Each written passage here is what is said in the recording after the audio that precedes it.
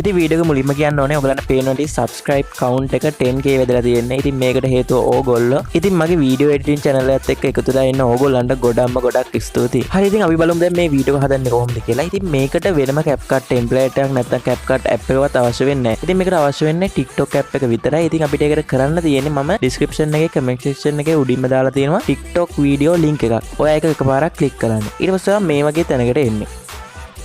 ඊට වඩා පේනවා ඇති මෙතන මම මේ දැන් මාක් කරන තැන ඔයා එකපාරක් ක්ලික් කරන්න. ඊට පස්සේ මම මේ පෙන්නන විදිහට to favorite කියන එක ක්ලික් කරගන්න. ඊට පස්සේ මම මෙතනින් බෑක් වෙන්න.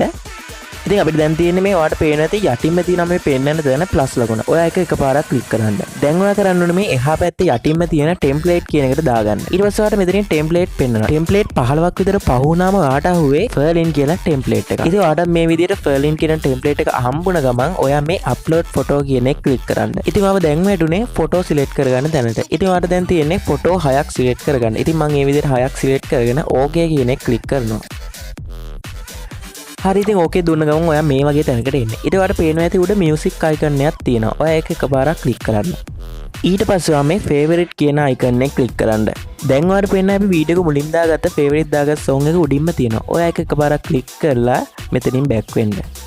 හරි ඉතින් දැන් වීඩියෝ එක හදලා ඉවරයි. ඉතින් ඔයාලට තියෙන මේ next කියන එක ක්ලික් කරලා ඔයාගේ වීඩියෝ එක post කරන්න. ඉතින් ඒ post කරද්දී ඔයාගේ ඔටෝම gallery එකට save වෙනවා. ඉතින් මං හිතනවා අද හොඳ වීඩියෝ එකක් ගෙනාවා කියලා. එහෙනම් ඉතින් අලුත් වීඩියෝ එකකින් නැවතත් හමුවෙමු. සුබ දවසක් ඔයගොල්ලන්ට.